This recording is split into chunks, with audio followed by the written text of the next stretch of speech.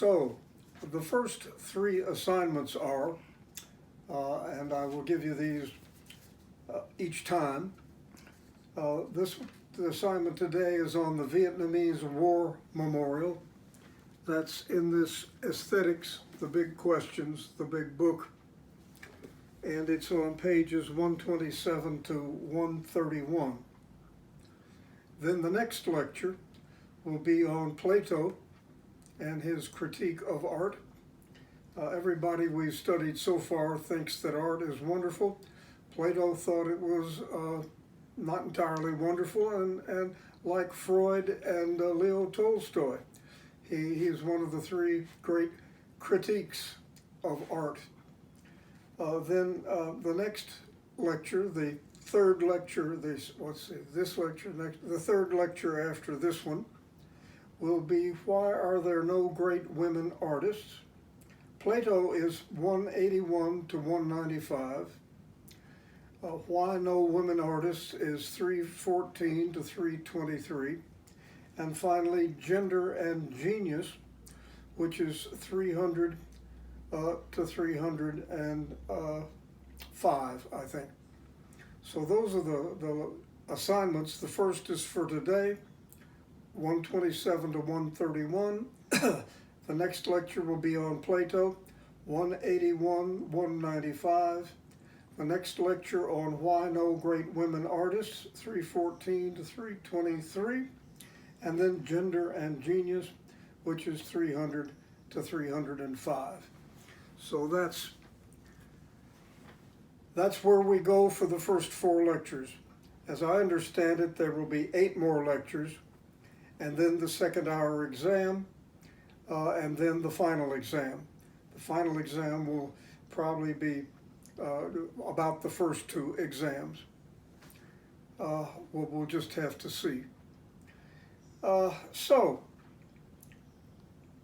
having had a spring break to think about aesthetics, I've done something unpardonable. That is, I started developing an aesthetics of my own.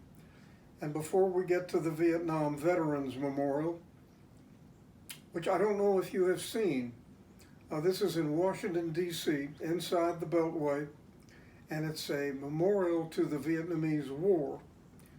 And it is cut into the ground. It goes down about 10 feet, and it consists of 2 walls of polished black, I think, granite. But the names of all those who died in that war or were lost in action are inscribed on that wall. And the end result is something, I've been there, and I hope sometime you'll get a chance to go there. It's easy to find on the internet if you want to get a picture of it beyond the one that I can draw. And it is an example of something called public art, but it is also, from my point of view, a wonderful exhibition of what I think is fundamental in art. In a sense, I'm agreeing with Aristotle, but wanting to expand what he had to say beyond Aristotle. So here's the beginning of an aesthetic, and it starts with 2 words that are linked together. One is tension, and the other is contrast.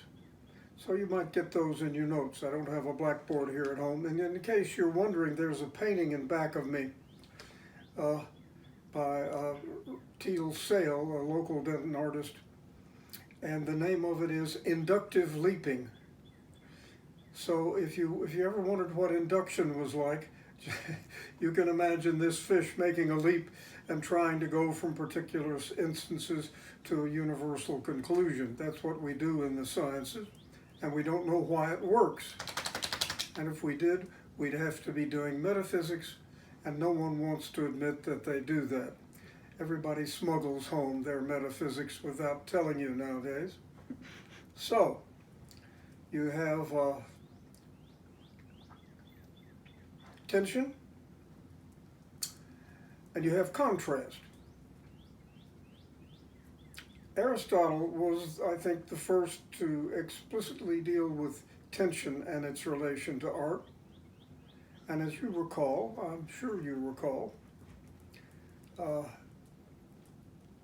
Aristotle made a distinction between pity and fear as the two tragic emotions, and then the tension between them kept growing in a well-crafted, this is my dog Wilhelm, he is a German, and very, no, you don't get to do that, you don't get to do that.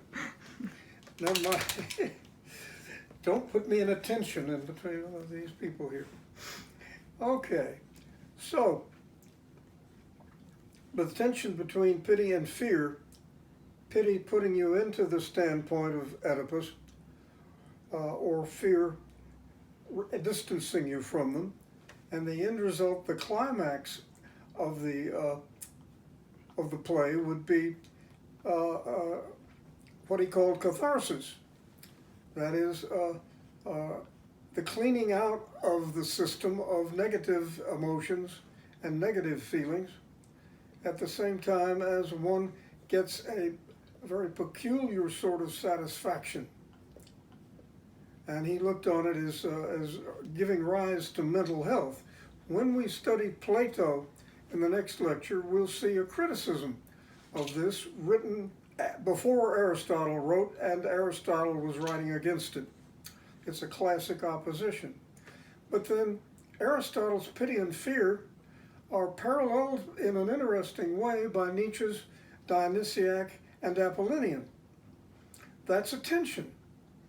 And where Nietzsche, I think, and this is just Professor Gunter, but where Nietzsche prevails is in trying to get some kind of wholeness to arise out of this opposition. The contrast between form, proportion, and order with Apollo, and individuality, and the loss of individuality and the person, and the sort of formlessness, wildness, unleashed desire that goes with Dionysus. And Nietzsche, at least in The Birth of Tragedy, had the genius to see how hard it is to put those two together. And he felt that somehow, he called it thaumaturgy or magic, that somehow the Greeks have been able to do this, but very few have been able to do it since. And of course, what he wanted was some future or some present, his present time, in which a great artist could arise and do for Germany, never mind France, for Germany, what the great Sophocles, Aeschylus, and Euripides had done for Greece. And you recall that the Greek dramas were not just, going to the theater, and they weren't plays just to be visited and listened to, followed. Rather, they were part of Greek religion, and they helped that religion to become vital. Okay, then what else? Well, there's Kant, and he talks about the difference between the beautiful and the sublime, and the beautiful is merely pretty. It's very restful, a nice still life of a flower bowl would be not Apollo, he didn't call it that, but would be just beauty. A well-structured house would be beauty. An attractive human being, spelled out and seen in their order, and would be beauty. But the sublime would contrast with it. And in the sublime transcends beauty, but it gives us something fearful and raw, and to an extent disordered. And the example that Kant liked to use was that of some landscape painting. When you climb up into the Alps and you create a painting that deals with the forms and the torrents. And this, if you read a romantic poetry, it's full of nature as wild and violent. the poet exults in this. Shelley, I think, would be a very good case in point, although he's not the only one.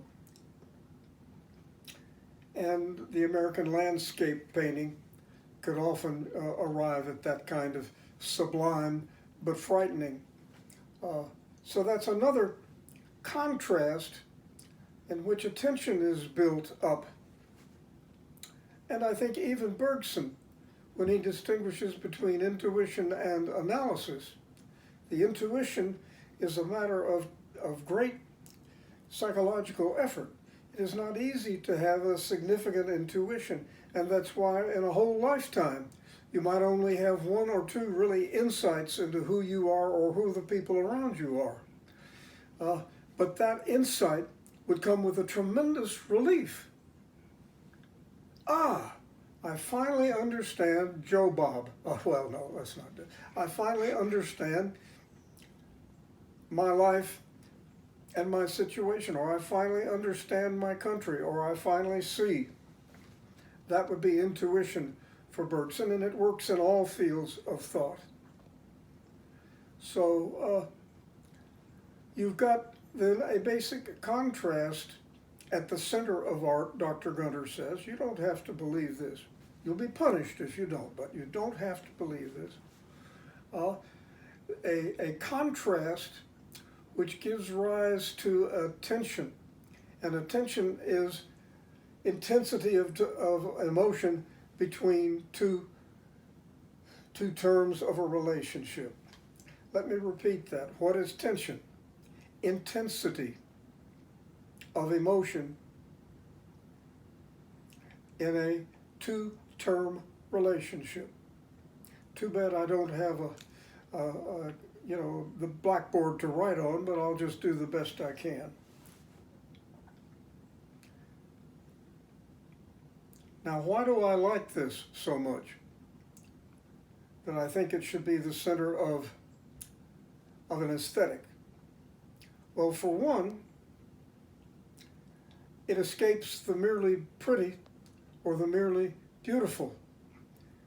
And for two, since it has a principle of contrast and is dependent upon some contrast of real people or real things in the real world, it isn't just subjective. You don't get an intensity of feeling just by pumping up some feelings.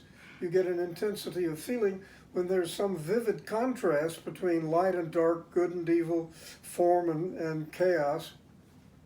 And it's your struggle either to make sense of it or make sense of it and deal with it.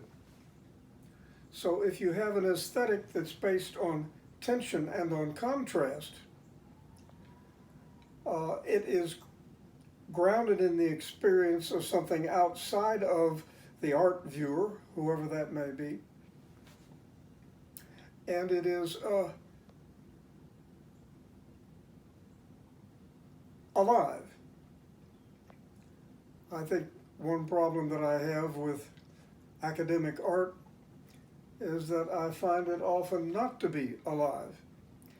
And so often the people who turn out to be the really good artists, whether they are poets or novelists or painters or sculptors, they're all a little bit kinky, or they're all a little bit different. They see something, they feel something that the rest of us don't, or if we see it, it doesn't mean anything. We see it, but we don't realize anything. And you get a kind of vitality that stems from that. Now, is that vitality consistent with balanced form? Sometimes.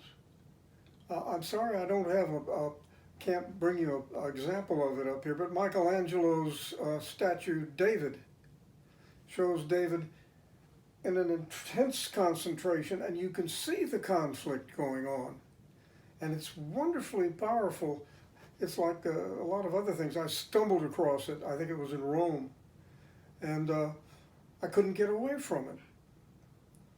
I didn't expect to be impressed, but I certainly was. And here was this tension building up. And at some point in observing that statue, and it might take, many visits, you would suddenly begin to see what it amounted to, what it was that he was stressed over. I think I would need to add that I would exclude intensity in itself drawn from psychotic or simply neurotic feelings. I don't think we need to drag those into the center of art, though they can play a role in it. I'm thinking of Vincent van Gogh's paintings, which he depicts nature as having a kind of vitality, but it's a very tensioned vitality. And he was able to capture that in ways that no one else had. And I think Kant is right that there just isn't any way to teach that.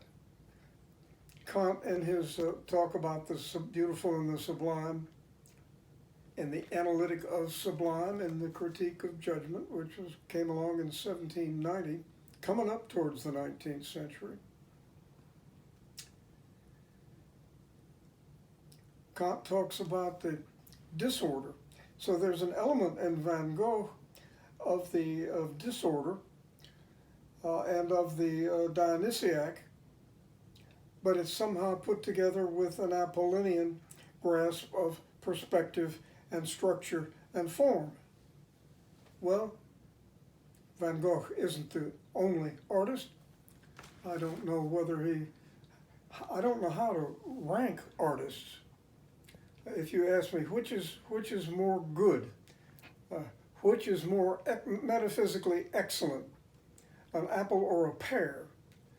Now, if we were professors, we could spend weeks on that and get very angry and walk out on each other and have, a stupid argument remains stupid even if the people involved in it are brilliant. So, yes, I don't think it's easy to compare which is better art or which is worse art, but it can be done.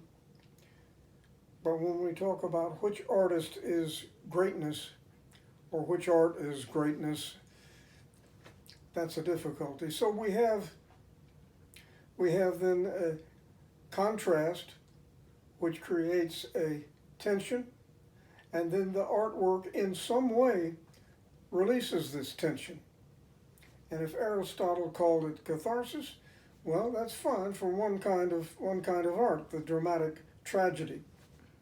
But other forms of art, what do I feel when I look at a Van Gogh? There's a kind of tension, particularly in his self-portraits, but also everywhere in his paintings. There's a very clearly a kind of tension. But I don't know that it's built up of pity and fear.